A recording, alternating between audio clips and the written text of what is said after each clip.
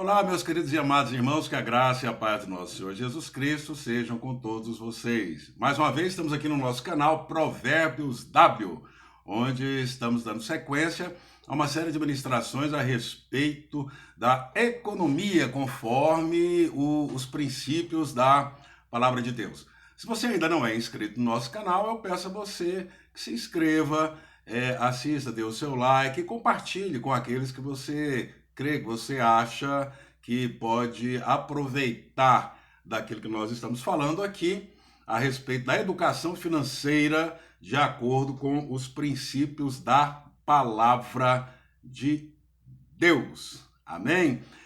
Como sempre a gente fala, para que você aplique esses princípios, é preciso que você acredite, que você creia, que você tenha fé naquilo que Deus pode fazer, não somente na sua vida como um todo, como principalmente nas suas finanças, essas finanças. E hoje a nossa ministração fala de um assunto que você pode pensar, pô, mas o que isso tem a ver? Tem muita coisa a ver. É o princípio da honestidade. Honestidade naquilo com o que fazemos, não somente com o nosso dinheiro, mas também no nosso dia a dia, na nossa vida em comum. Seja você um cristão praticante, seja você quem quiser que seja, mas um princípio muito básico e muito observado por Deus vem a se tratar da nossa honestidade. Começo falando aqui a respeito de um discurso proferido pelo então senador Rui Barbosa em 1914. O Rui Barbosa ele era senador naquela época e tinha o costume assim de proferir longos discursos, mas ele proferiu um que até hoje perdura, não pelo seu discurso total, que muita gente nem se lembra, está lá nos anais, nos arquivos do Senado, do Congresso Federal, Congresso Nacional, melhor dizendo, mas uma frase contida em seu discurso que até hoje perdura, onde ele dizia o seguinte, onde ele disse o seguinte: de tanto ver triunfar as nulidades, de tanto ver prosperar a desonra, de tanto ver crescer a injustiça e de tanto ver agigantarem-se os poderes nas mãos dos maus, o homem chega a desanimar da virtude, a rir-se da honra, a ter vergonha de ser honesto. É muito atual para os dias de hoje, mas esse não é o objetivo, né, da nossa fala, da nossa ministração. Vale lembrar aqui que esses princípios de honestidade aqui citados por ele, a pessoa hoje tem vergonha de se dizer que é honesto. Um homem hoje tem vergonha de dizer que é honesto. Tanta coisa acontece no dia a dia, no decorrer, desde pequenas situações até, né, a gente não precisa nem explicar aqui o que acontece nos dias atuais, não somente no nosso país, como em vários outros. O princípio da honestidade.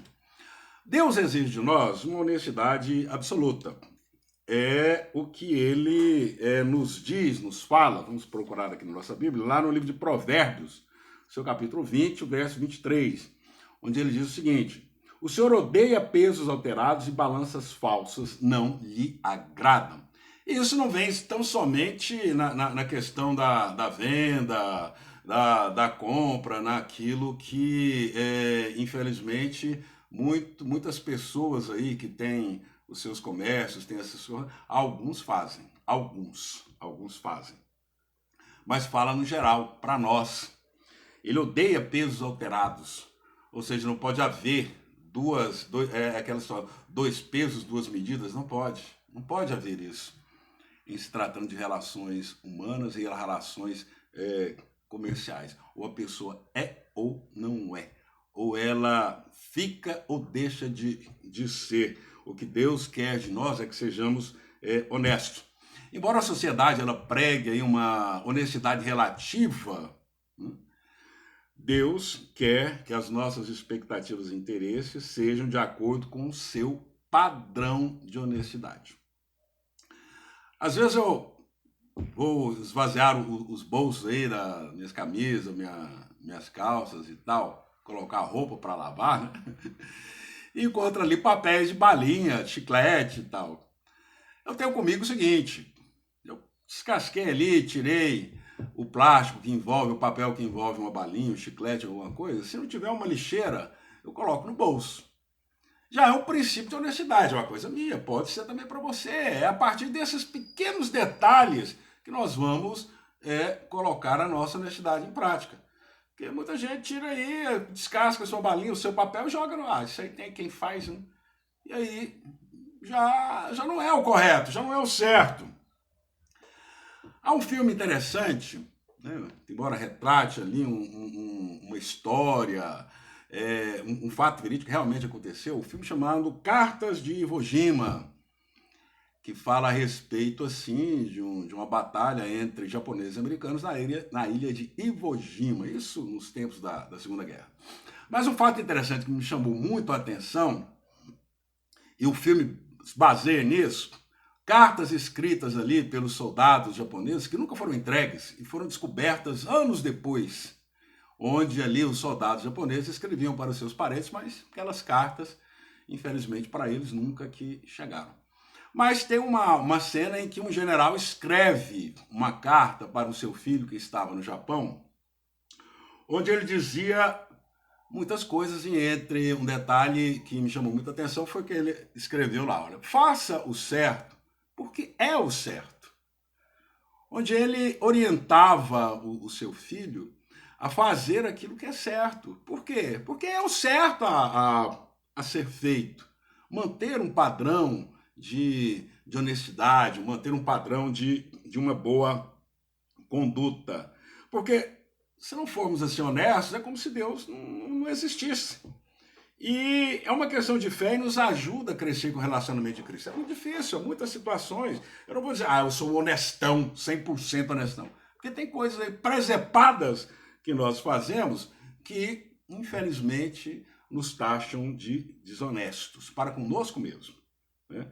A gente não pode ser desonesto e amar o nosso próximo. Porque se agirmos assim, nós estaremos roubando algo de outra pessoa. E não é só questão de dinheiro, não.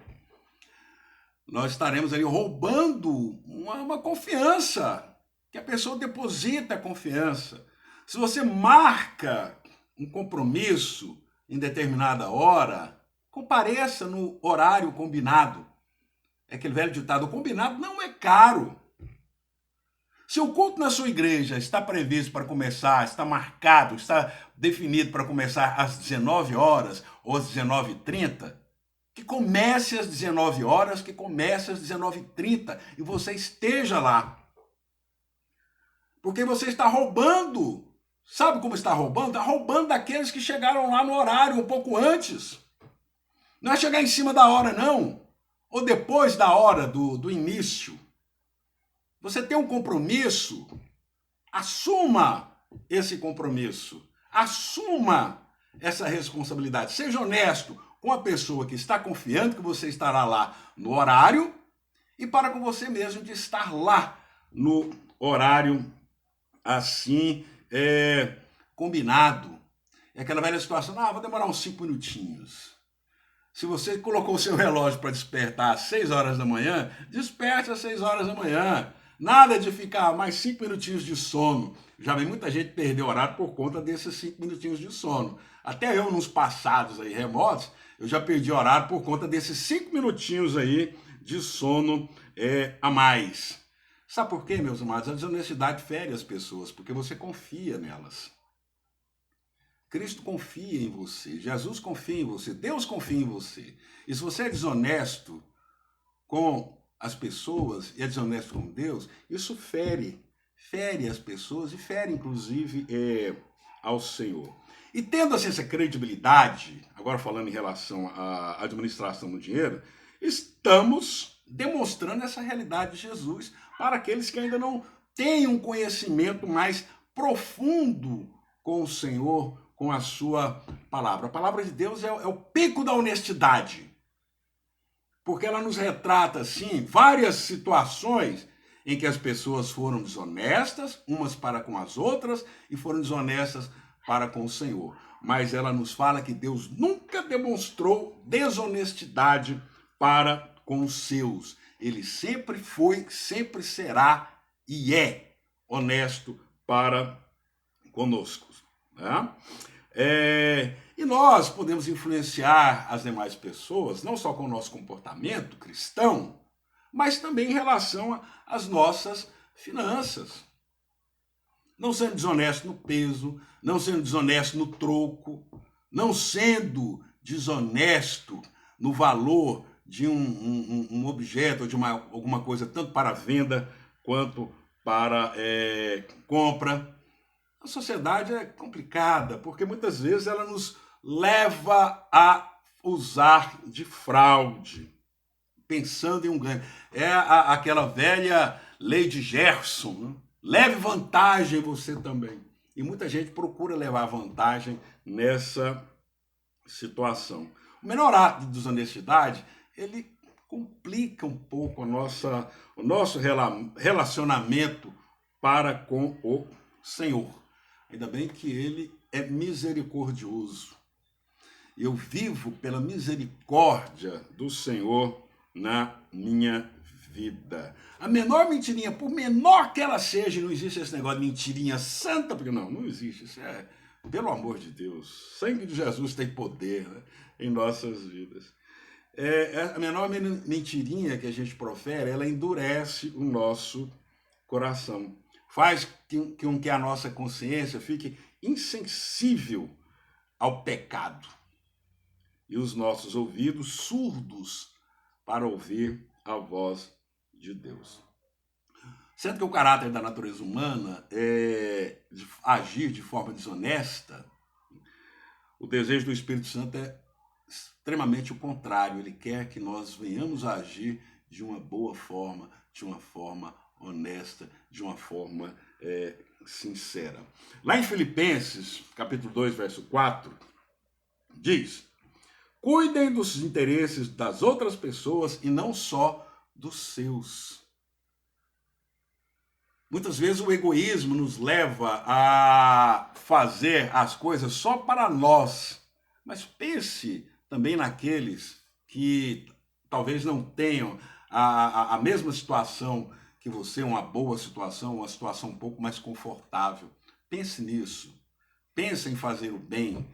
É aquele ditado: faça o bem, não importa a quem. E faça muito mais além. Assim eu completo. Porque nós também devemos ter uma visão na perspectiva das outras pessoas. Nós não podemos ter uma perspectiva só de acordo com a nossa visão. Uma coisa que eu aprendi assim, porque quando a pessoa comete um erro, cai fogo, queima ela. Mas graças a Deus que a visão dele é diferente. E nós precisamos ter a visão de Cristo em nossas vidas em relação às outras pessoas. Porque Deus age de uma forma misericordiosa, mas ele age com justiça. O que é um pouco diferente das nossas atitudes. Porque nós queremos nos colocar acima das outras pessoas, né? Queima ele, mas tem misericórdia de mim, Senhor, que sou pecador. Oh, não podemos ser hipócritas. Eu não posso também ser hipócrita, como muitas vezes eu sou. Reconheço isso, mas eu tenho um Deus a quem me corrige, eu tenho um Deus a quem me fala, eu tenho um Deus que me fala aos ouvidos: olha, meu filho, não é assim não, cara. Veja de outra forma. Veja o outro lado da vida, veja a versão diferente, assim como eu vejo. Ixi, dá uma puxada de orelha, só o sangue. Porque Deus, ele é amoroso e não é vingativo. Ele aplica a sua justiça de acordo com o nosso merecimento. Paulo nos ensina que as más conversações corrompem os bons costumes. Às vezes a pessoa, ela fala para você ter um ganho, mas não de uma forma assim, honesta. Olha, dinheiro fácil, faz isso, aquela coisa. Se você acha uma carteira no chão e tem ali um valor, tem dinheiro nessa carteira, procure devolver ao dono, mas com a carteira cheia. Se tem dinheiro, devolva a carteira com dinheiro. São exemplos, são coisas. Às vezes a pessoa acha a carteira e devolve. Está aqui, meu filho, está aqui o seu dinheiro, está aqui a sua carteira. Mesmo que seja difícil encontrar o dono, aí chega aquela alma cebosa e fala: rapaz, você devolveu o dinheiro, devolveu só a carteira. Não, meia honestidade não vale. Não tem assim meio, é inteiro. Nós devemos ser inteiramente fiéis aos princípios da palavra de Deus. Mesmo que isso nos custe caro. E é difícil fazer, muito difícil. Eu falo por mim mesmo, mas eu procuro, eu tento fazer o melhor que posso. Eu acho que não sou acima de ninguém, muito pelo contrário. Sou o último da casa. Se agimos de forma desonesta, e se agimos dessa forma, vamos procurar restaurar essa comunhão com Deus. Confessar, olha só, realmente foi uma pisada na bola muito grande. E sejamos humildes para aceitar o perdão de Deus. Ele está sempre pronto a nos perdoar. Desçamos desse orgulho. Reconheçamos, olha, errei, pequei e estou aqui. Estou aqui para receber o seu perdão, e se vier a consequência, prepara-me para assim recebê-la. Porque nós somos, a Bíblia diz que nós somos a luz do mundo. Somos a luz do mundo. A lua, ela reflete a luz do sol. Então nos consideremos como a lua, como igreja, a lua simbolizando ali a igreja, e o sol, que é Jesus Cristo, nos ilumina, nos empresta a sua luz. O sol reina soberano durante o dia, e a lua está ali para a noite. O que isso significa? A noite, são as trevas, e a lua é a igreja que recebe a luz do sol para iluminar aquilo ali. É dessa forma que nós devemos aprender. Sermos honestos com Deus, com as pessoas e conosco mesmo. E também, se cometemos alguma coisa contra alguém e aquilo trouxe algum prejuízo, sejamos também humildes para restaurar essa comunhão e aceitar o perdão dessa pessoa. Perdoai aqueles que nos têm ofendido. Perdoa as nossas transgressões. Assim como nós devemos perdoar aqueles a quem nos ofenderam. E se nós fomos os ofensores, recebamos esse perdão da pessoa e o perdão de Deus. Eu sei que é difícil a gente descer da soberba, do orgulho, do altar que nós construímos para nós mesmos. É difícil, é complicado. Eu sei disso. Porque muitas vezes eu luto contra mim mesmo a respeito dessa situação. Eu tenho que descer do topo, que eu acho que estou. É a mesma coisa que eu subir no jornal, na folha de jornal, pisar numa folha de jornal, já querer fazer um discurso. É difícil superar essa barreira. Qualquer coisa adquirida de forma desonesta, devolva. Qualquer situação feita de uma forma não muito boa, devolva. Desfaça o negócio. A restituição, ela serve para corrigir o erro que talvez tenhamos, ou certamente tenhamos cometido contra alguma pessoa, alguma situação. E quando se fala em honestidade, os primeiros a serem honestos devem ser os líderes, aqueles que nos lideram, aqueles que estão nos levando para um caminho, aqueles que estão à frente, aqueles que estão nos ensinando, aqueles que estão nos corrigindo, aqueles que estão fazendo com que a nossa vida siga um determinado caminho. É preciso que os líderes sejam honestos, para que os seus liderados sigam o seu Exemplo, um líder desonesto produz seguidores desonestos. A gente vê muito isso em política. A gente vê muito isso também, até no jogo de futebol. Eu joguei futebol há muito tempo. Eu também treinei, fui treinador, né, de times de futebol. E procurava sempre passar, né, para os meus atletas esses princípios, o fair play. Né? Existe o fair play. São poucos os que fazem o fair play. E às vezes, quando fazem um fair play, a torcida ainda xinga, ainda profere impropérios, né? Burro! Deixou de fazer o gol, deixou de prosseguir a jogada por conta do outro, que às vezes também usou de desonestidade, fingiu uma contusão, alguma coisa. Então, é aí. É nisso que se percebe. Ou treinador que mandava bater, ou treinador que mandava fazer cera. Até isso eu também mandava fazer, dependendo ali do jogo, do resultado. Você vê, até nisso. E eu que procurava passar para os meus atletas ali os princípios, né? Faça isso, faça dessa forma. Você vê como é que é a situação, querendo levar vantagem. Querendo levar vantagem. É complicado. E se tratando também até do ministério, né, da igreja, a gente vê aí tantos líderes, né, que se deixam levar ali pela corrupção e por outras situações aí.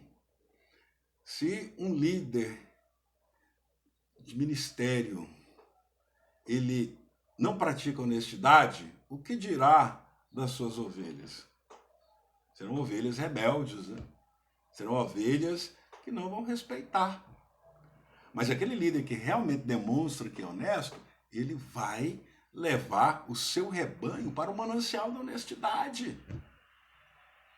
É isso que acontece.